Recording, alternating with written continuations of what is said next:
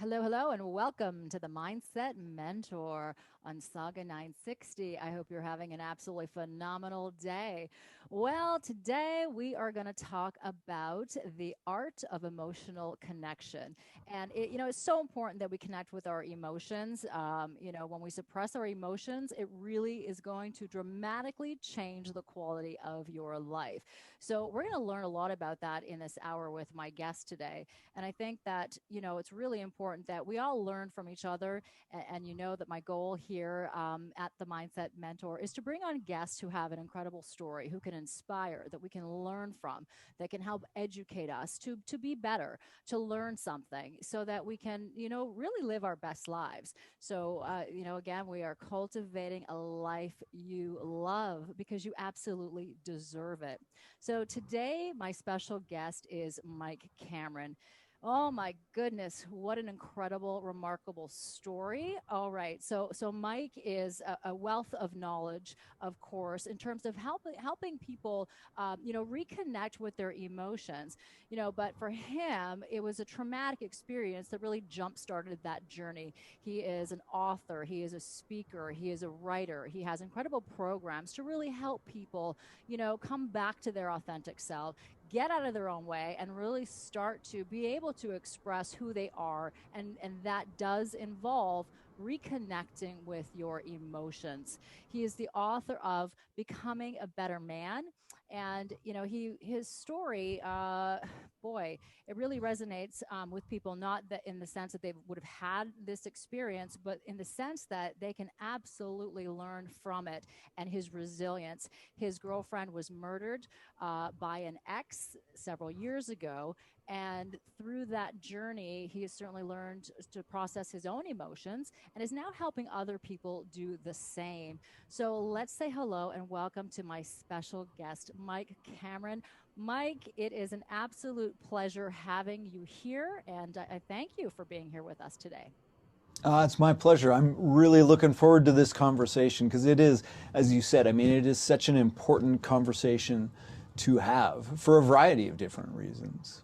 Yeah, it's a conversation I think that is long overdue because there has been, of course, throughout society that whole belief that, in particularly men, right, that, oh, men should never cry. They can't show their weakness. And, it's interesting because oftentimes you would hear things like, stop acting like a girl, only girls cry. And I don't know where that came from. That's ridiculous because, Mike, obviously we're all human. We all have a range of emotion. So, where do you think that even came from? And can we really create effective change to undo that stigma? Yeah, I mean, I think we can. I mean, I think we're seeing the needle being moved. As you said, like traditionally, it's been this man up culture. And, I wrote a piece probably 8 years ago. I was out having a beer with a woman friend of mine, and we were just chatting about some of this kind of stuff. And we're talking about how unfortunate the phrase man up is. And I said, we really should start using the phrase woman up. Like, Mm. why don't you woman up?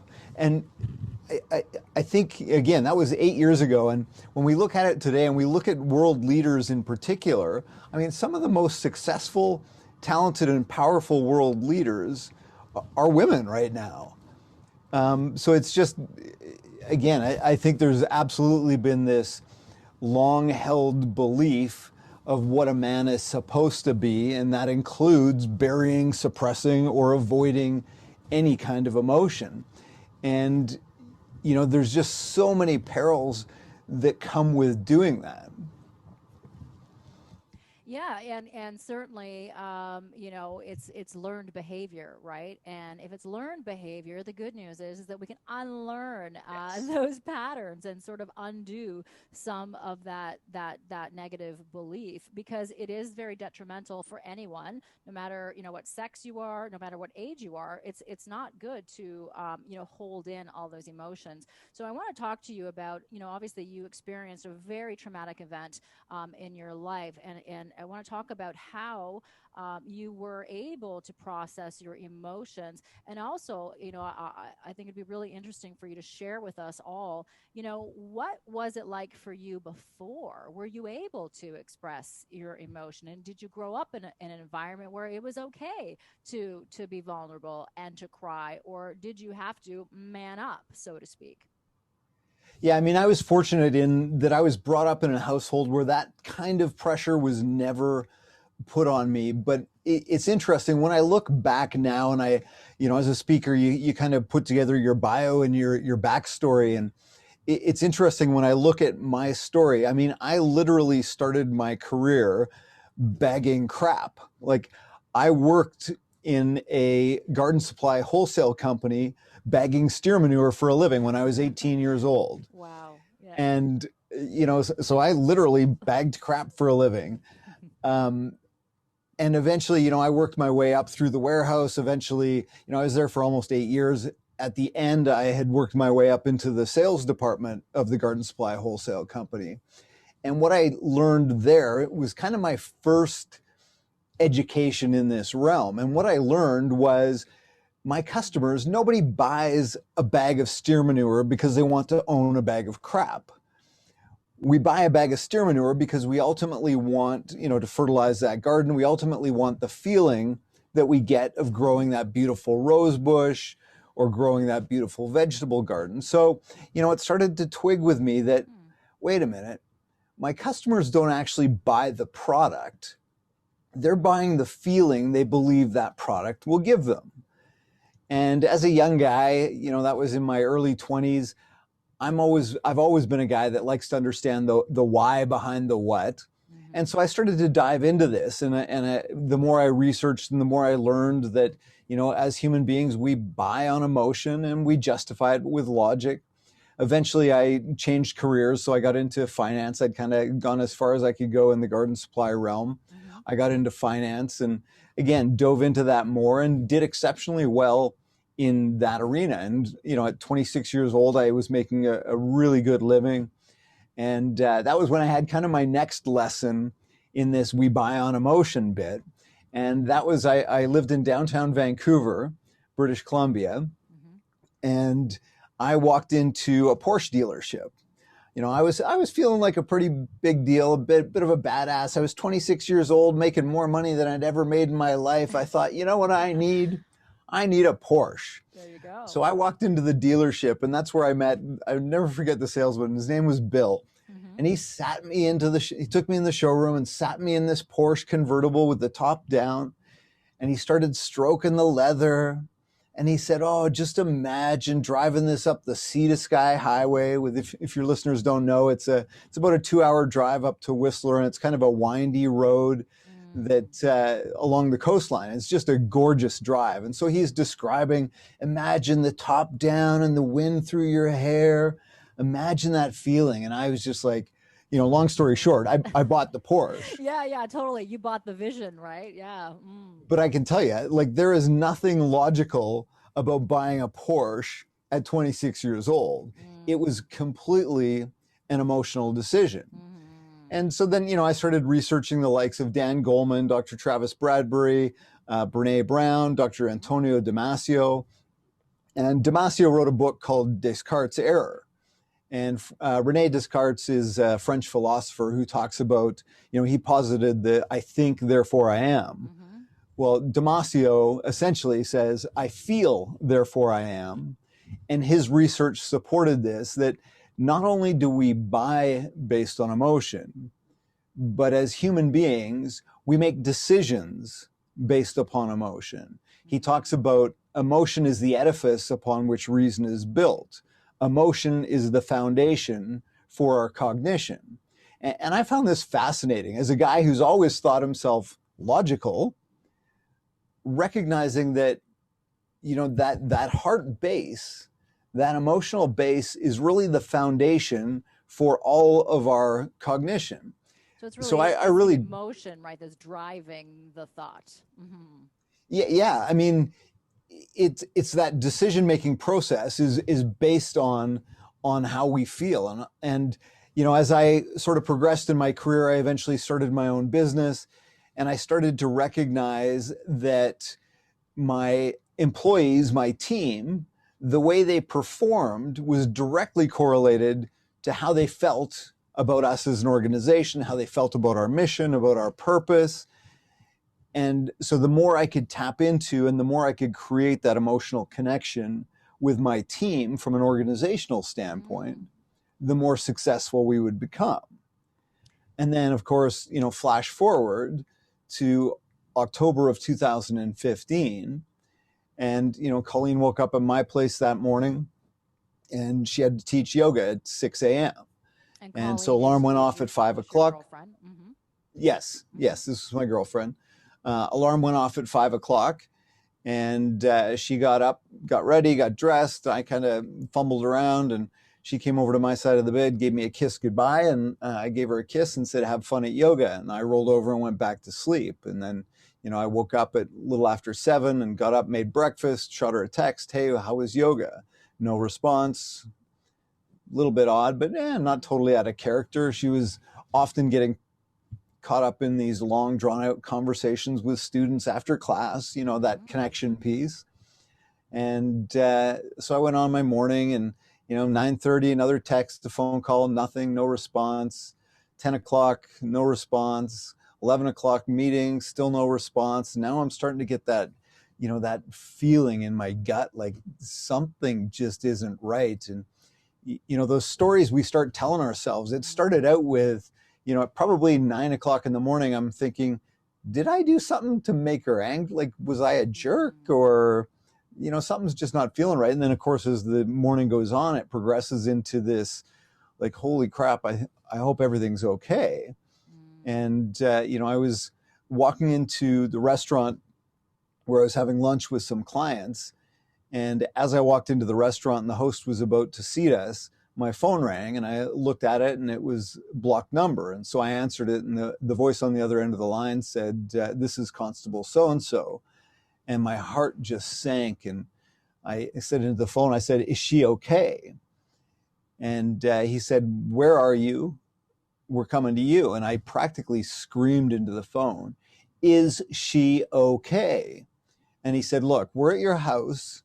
Where are you? We're coming to you." So I told him where I was, Mm. and I turned and I walked out of the restaurant. I don't even think I said two words to my guests. Mm-hmm.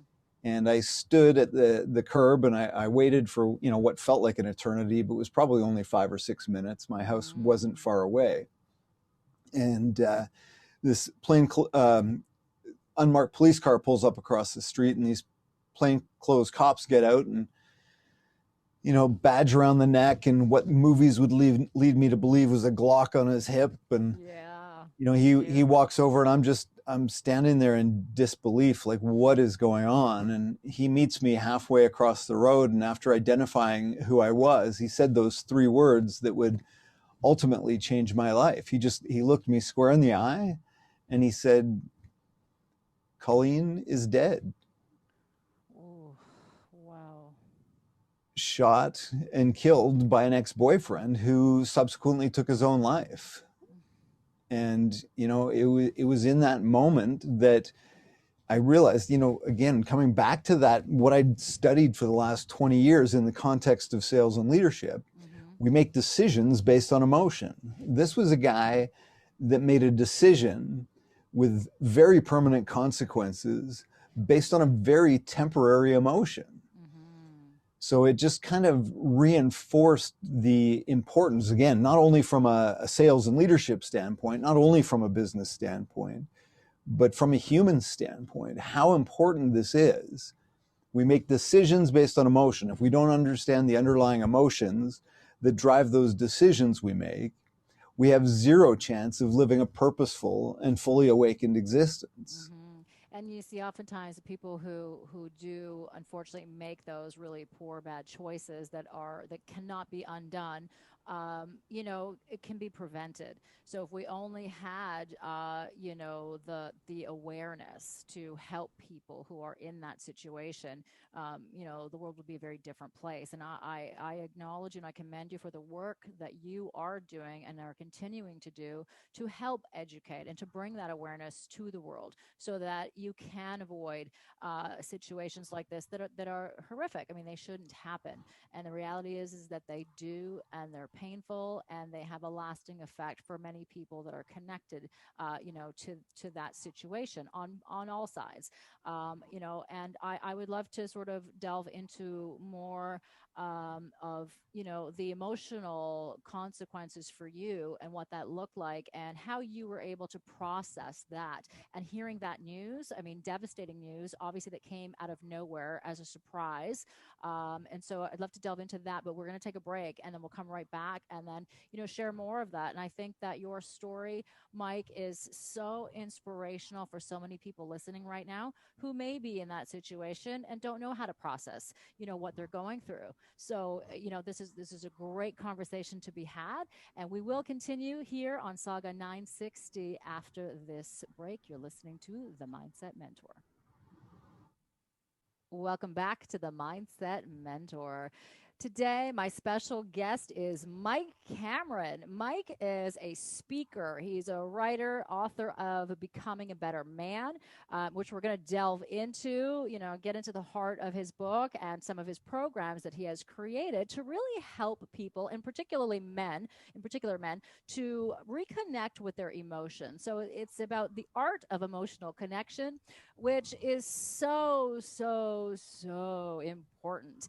And, so many people go through life suppressing their emotions. And I got to tell you, I was one of those people. I've suppressed emotion for decades. I had a belief in my mind that, crying was a weakness, and I refused to be vulnerable. Even though I was crying and dying on the inside, I wouldn't show it, or I tried absolutely not to show it. And that is, and I'll tell you from firsthand experience, a really crappy place to live and to be. You cannot live your best life by suppressing those emotions. So we're going to jump back into the conversation with Mike Cameron, who has been, vulnerable and shared with us deep trauma. His girlfriend was murdered by an ex-boyfriend. We talked about that before we took the break, and if you're just tuning in, you want to listen to this powerful story of being able to rise above such a traumatic experience and be able to take that knowledge and gift and share that to the world to help others also learn how to cope and deal with their emotions. So Mike, it's a pleasure to have you here, and I'm so happy to continue the conversation. You went through such adverse circumstances with hearing that news. So before we took a break, you told us that the constables had come personally to deliver the news. So I want to know for you how you process that emotion, not only in that moment, but moving forward. Absolutely. Well, in that moment, I want to, as I was writing about it, I wanted to come up with something, like I had felt like I'd been hit by a freight train or, something like that. But the reality was, I went numb. I was in disbelief. I was in denial. And the mantra, they escorted me into the back of the police car after they broke the news, and I still didn't really know what had happened. All I knew was that she was gone at that point. And, the mantra in my head at that point was, this can't be real. This can't be real. This can't be real. This does not happen in real life. And certainly this doesn't happen to me. My middle-aged, white, privileged butt sitting in the suburb of Sherwood Park out like this doesn't, no, no, no, no, no. So it was, the immediate reaction was denial, absolutely. And I was fortunate in that I had a friend of mine from Montreal, so halfway across the country, or all the way across the country, who sent me a link the next day to Ram Dass's letter to Rachel. And if you or your listeners aren't familiar, so Ram Dass was an American spiritual leader from the 70s. This letter to Rachel was a young girl who had been murdered, And Ram Dass wrote this letter to her parents. Mm. And my friend Eric shared this with me. And I've got to tell you, I've probably read that letter 250 times or more since that day. And that letter absolutely changed my life. There were three main components of that. And the first was Ram Dass said, "Is anyone strong enough to remain conscious through such teachings as you are receiving? Probably very few." And in that moment, I knew that I had to remain conscious. I had to remain awake through this pain, through this heartache. And the second piece he talked about was our rational minds will never understand what has happened, but our hearts, if we keep them open, will find their own intuitive way. And again, I can't tell you how many times I said, why her, why now, why? And they're just, as you can imagine, I mean, there is no rational answer. So I had to move out of my head and into my heart and trust the process. And the last thing he talked about was he said, now is the time to let your grief find expression. No false strength, for your pain is Rachel's legacy to you. And to me, that was maybe the most important piece, is now is the time to let your grief find expression. No false strength. Oh, I so had so profound. many, I had so many friends that surround me, and they'd hug me and hold me and they'd tell me to be strong. And while I love them for their intention, it makes me sad that our Western culture's version of being strong is to just power through, avoid, suppress, bury. Be strong, Mike, be strong. Because I tell you what, I didn't want to be strong. I wanted to curl up into a little ball and cry like a baby. And so you And should. I mean, that obviously is such a traumatic experience, and again, to come out of nowhere, that shock, and having to deal with that, and then losing somebody who you love is not there, beside you while you're going through the toughest moment, in your life. And I don't want to assume that, but potentially that experience would be. And so it's so key that we start to learn to process those emotions. And I think there's a natural component to denial, in yes, shock, more shock, really, like in that moment, hearing news like that. But there has to come a point where you come out of that shock and that you're able to deal with those emotions, because when you're suppressing and repressing emotion, I mean, it's going to cause all kinds of emotional turmoil, physical turmoil as well. So, what is the process like, on the steps to overcome something like that? I think somebody listening right now that maybe is experiencing a challenge, that not necessarily is, obviously losing a loved one. People don't experience that through a murder all the time, right? But we do certainly, lose someone through loss of life, through death, the natural process, or through an accident or what have you. But there's also the other side of emotional impact that's devastating. Just even COVID itself. We're yeah. we're in a pandemic that so many people are struggling. Like, how do you process emotion? Help us, Mike. Where do Well, we start? yeah, I think you've brought up a few good points, and a couple of things that I want to point out is the language we use is important, because you asked about how do we overcome. Mm, So first off, we don't overcome. mm-hmm.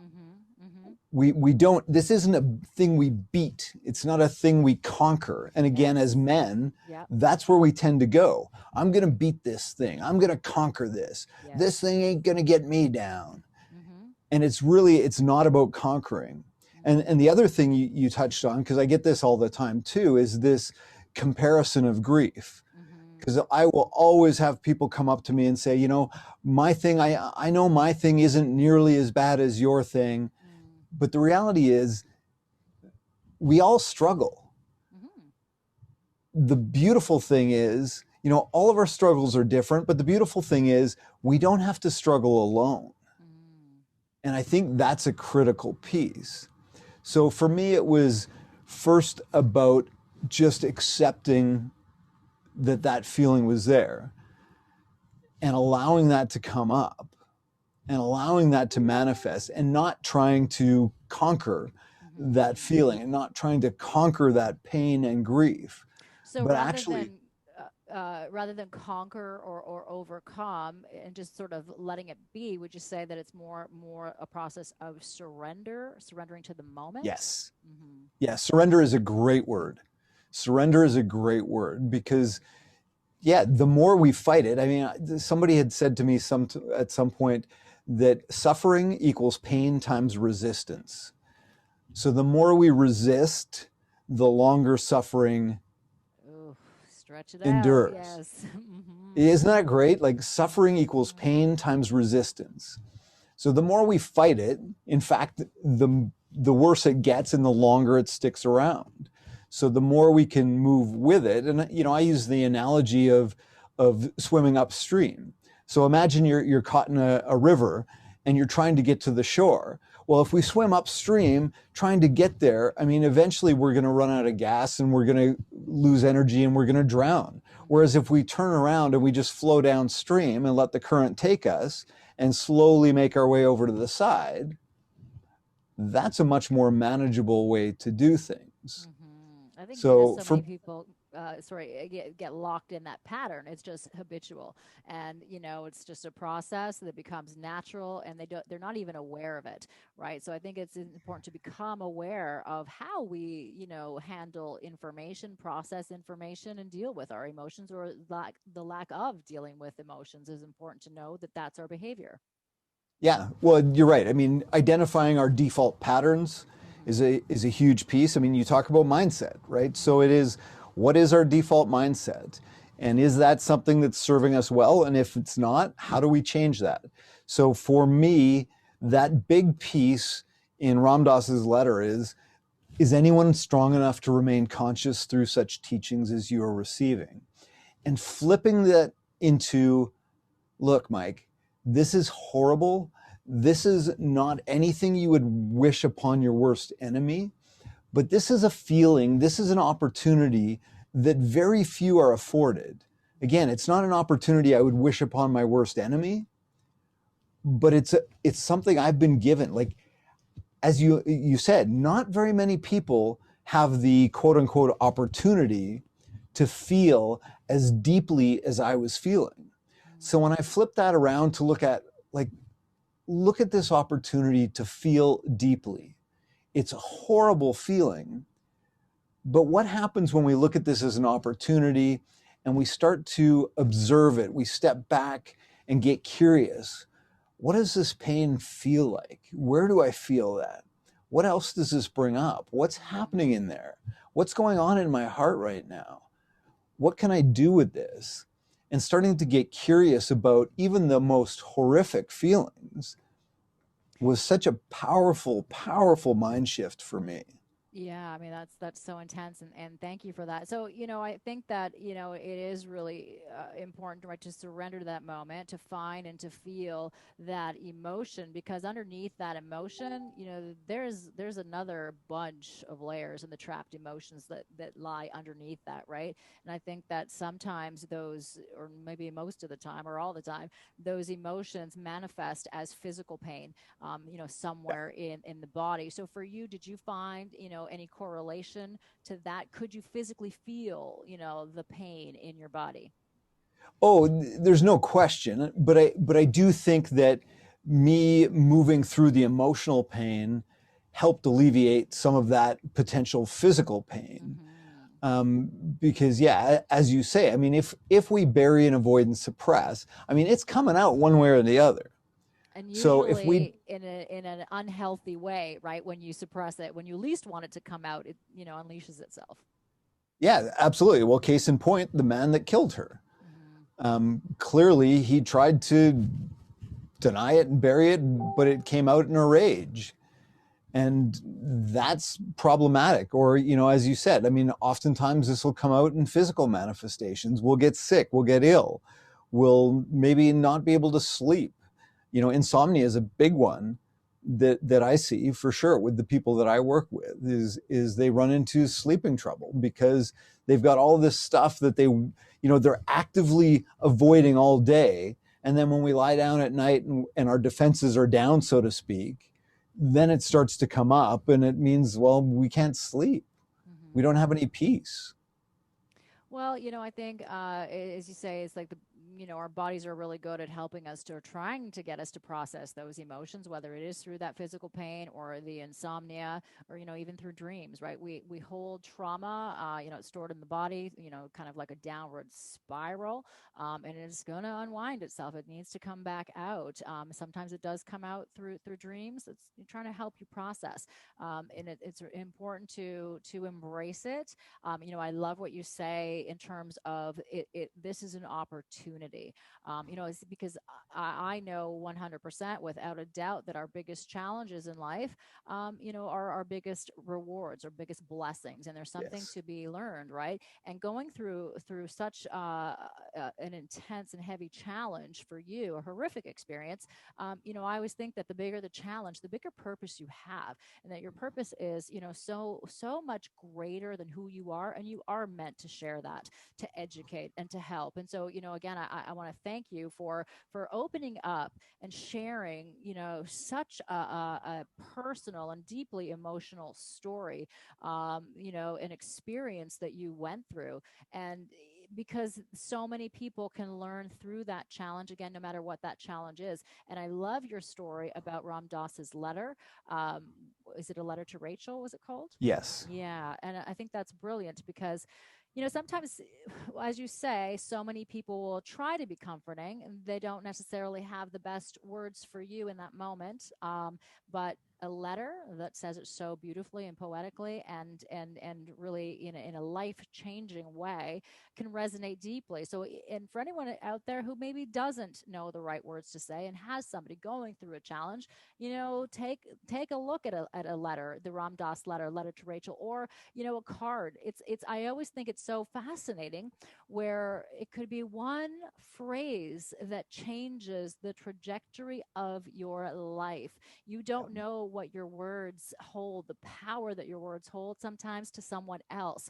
And if we could all be a little more conscious, a little kinder to each other, we can prevent some of those situations, like this gentleman who obviously made some really bad choices, that he felt, he probably had no choice, right, for him. So it's Right. it's interesting because so many people hold on and to those emotions, and it just is such a negative experience, and it continues to manifest in a bad way. And the real sad thing is that, oftentimes we pick up that learned behavior from others. So we mimic behavior, whether that's from a family member or anybody around us. And when does the cycle stop? If we don't do something about it, it's going to continue. So, I'd love to talk a little bit about that cycle and how we can actually, unwind and unravel the pain of suppressing those emotions. We're going to take a break here on the Mindset Mentor, and we will be back with Mike Cameron, who has been so gracious in sharing and being vulnerable, about his personal experience of, his girlfriend Colleen being murdered by her ex-boyfriend. And Mike now is on a mission to help people, start to learn how to process their emotions, really the art of, emotional connection. We're going to talk about that. He has some great programs. He's a TEDx speaker, and also an author of Becoming a Better Man. So we're going to talk about that when we come back after this break. Stay with us. And welcome back to the Mindset Mentor. I'm Tania Kolar. And today, my special guest on the show is the fabulous Mike Cameron. Mike is a speaker, author, he is a writer, he is an advocate for gender based violence. And, we had such a great conversation before we took a break, and just to sort of, lead into this to the listeners who are just tuning in. Mike Cameron is on a mission to help people, particularly men, to reconnect with their emotions. Mike went through a horrific experience where his girlfriend was murdered by an ex-boyfriend, and of course, people who kill other people, there's some emotional trauma that's buried deep within that would, instigate that type of behavior or any kind of violence. We see a lot of violence against women, and it's hurt people, hurt others. And so, we really need to start seeing what we can do. So Mike Cameron, it's a pleasure to have you here and to continue the conversation. I love what you're doing and the mission that you have. I know you've got your book, Becoming a Better Man, that I'd love to dive into, as well as your programs and some of the organizations that you have founded, as well as co-founding. So let's start with your book, Becoming a Better Man, and what really is at the heart of that for you. Yeah, well, it's interesting because that was quite the process in coming together.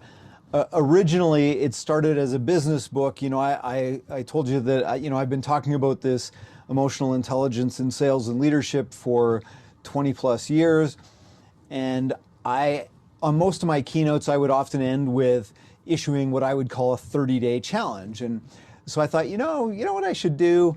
And this was, I don't know, probably 8 years ago. I thought I should come up with a series of maybe, 30 videos, 90 seconds long each, that I could have available online for those that attended anything where I presented. And so I started scripting those out and what those might look like. And of course, I had 1,000 to 2,000 words per video. And all of a sudden it's like, oh, wait a minute, this is starting to look like a book. And so, I started putting it together. I think my original working title was Actionable Insights, 30 Days to a Better You. And, then Colleen and I took a trip to Penticton, where I was competing in an Ironman triathlon. And my 65-year-old Aunt Sharon happened to live in Penticton. So she hosted us when we went there, and I had finished the race. We ended up going back to Sharon's place for dinner the next day. And Sharon starts telling us this story about how she had been inspired by me coming out to do my Ironman. And she decided earlier that year she wanted to get a little bit more fit, get into a little bit of shape. And again, she's a 65-year-old woman, not overly active, maybe even a little overweight.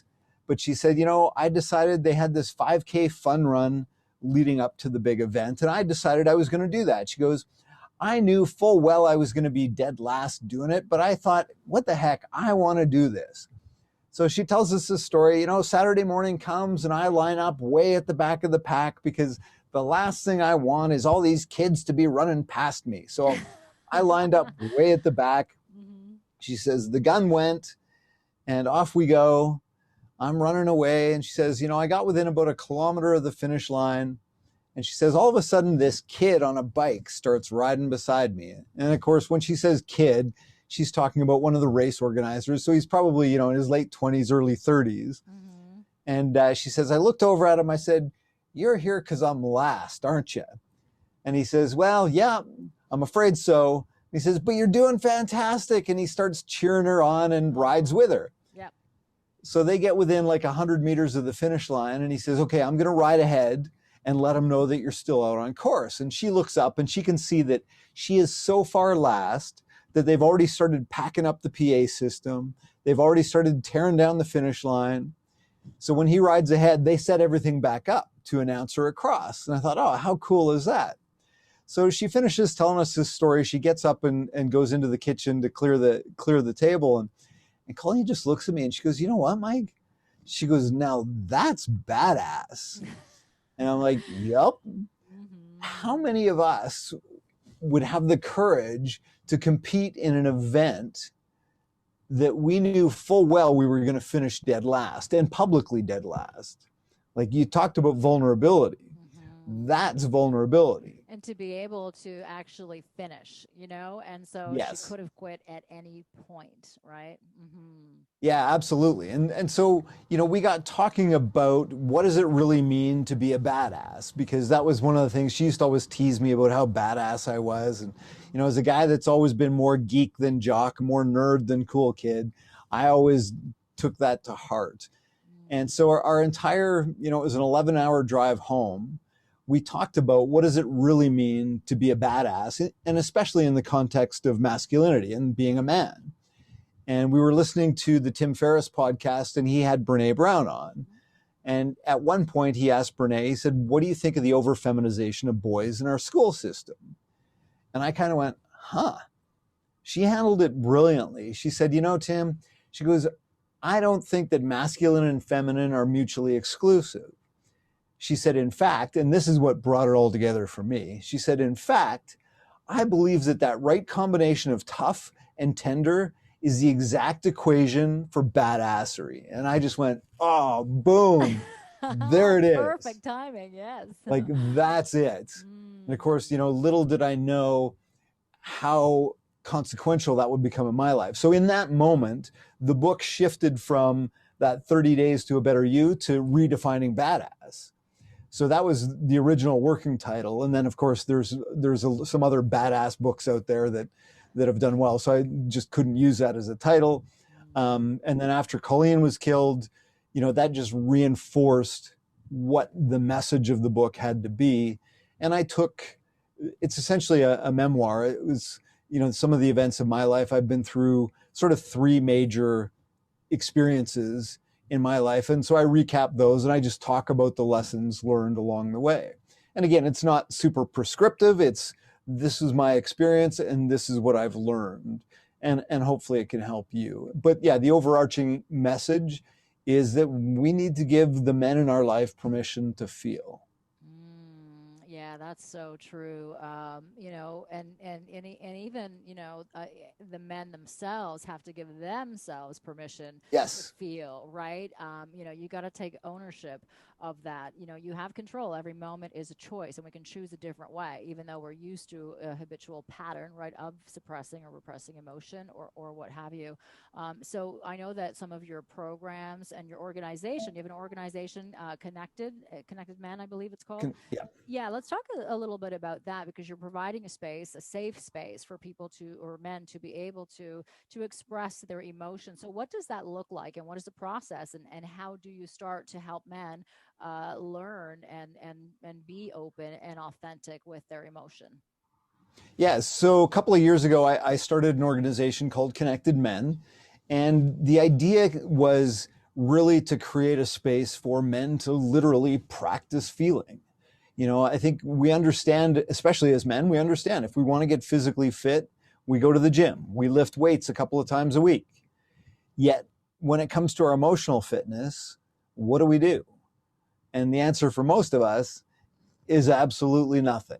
Yep. So I wanted to create a gym for emotional fitness. So creating a space where men could come together without judgment and just share. And like I said, literally practice being vulnerable, literally practice feeling. It's about getting out of our head and into our heart. So it's based on the framework that I use, and I use the acronym SOAR. Slow down, open up, accept, and reconnect with that emotional self. Beautiful. So from a practical standpoint, how do we do that? In our meetings, we will literally start with a 5 to 10 minute meditation. So we start with a slowdown. We just practice that pause. We Not give the easy. guys a moment to just ground themselves and get present and get right here, right now, let go of all the outside world, let go of all the garbage that's been floating around in your head, and let's just take 5 minutes and get right here, right now. And then we open up and we go around the room and we do a 60-second check-in. And what we typically do is we'll ask them to start with your physical. So what are you feeling physically? I got a bit of a kink in my back right now. Jaw's a little tight. And then we'll have them move it into the emotional. I'm excited. I'm hopeful. I'm feeling stoked. I'm having a conversation on the radio. This is fantastic. I'm excited. And then we'll move it into, usually we'll have a theme that we talk about. So in fact, actually last night, we talked about this, not all men hashtag and the importance of men stepping up when it comes to violence against women. We've seen so many femicides recently across the globe that it just reinforced the need for men in particular to speak up and be part of the solution. So we actually had that as our theme last night. and we went around the room, and again, it's a safe space. So if guys are offended by this or feel that they're being attacked by feminists because it's not all men, some men are, it's only some bad apples, it's not all men, they can voice that concern. Mm. I'm going to challenge that because that's not my belief, but we have it in a respectful place. Because the problem I think we run into today is with all these polarized viewpoints, nobody is willing to listen to the other. And so when anger meets anger, all we get is explosion. When anger meets empathy, we gain understanding. And I can't move the needle on a man that thinks that it's, and again, this is an extreme, so not Mm. likely the case, but for a man that thinks it's okay to take the life of a woman because she left him, Hmm. I mean, I can't change that attitude unless I listen to that attitude, unless I understand that attitude. So, tell me, why do you think it's okay that you take her life if she won't be with you? Again, this is an extreme example and not likely a conversation you're going to have, but, you know, um, so even, I yell at my wife when she gets on my nerves because I have to put her in her place. Okay, so explain to me why you think that's okay. Don't you believe that's disrespectful? And legitimately allow that opinion, that viewpoint to come out. Because until I understand that viewpoint, I'm not going to, because I can just tell them that's wrong, that's wrong, you shouldn't do that, that's disrespectful, that's terrible. Hmm. Well, is that individual ever going to listen? Oh Not a yeah, chance. they're going to tune you out. Absolutely. And it's interesting that you say that because obviously, gender-based violence isn't just physical violence, right? Is that Right. control? As you said, she won't listen to me. I have to make her see my side of things. I have to educate her, or whatever it is, right? That's still a part of that gender-based violence. And having conversations, like you're having with your group is such a beautiful thing. So people can feel heard. Oftentimes, violence Mm, comes from people feeling like nobody's on their side, nobody's listening, nobody cares. And if people know that they have an right. outlet, they can let those emotions out. I think again, it's so helpful on so many levels. Everything that we do, all of our actions are intertwined with everything on the planet and in the world. So it is important that we have these conversations. And unfortunately, we are out of time. I would love to continue the conversation with you, Mike, but we are out of time. So I want to say thank you so much for being here and for, helping others also to become a better man, a better woman, a better person. We can all absolutely live our best life, and, we just got to make those choices. So thank you so much for being here with me today. My pleasure. Thanks for having me. All right, everyone. So that is a wrap for the Mindset Mentor. So remember that your mindset is like a muscle that needs to be strengthened and conditioned. So this is your mindset workout. In the meantime, make sure that you have, a phenomenal day. And I'm going to check back with you next week and continue working out your mindset. Let's cultivate a life we love.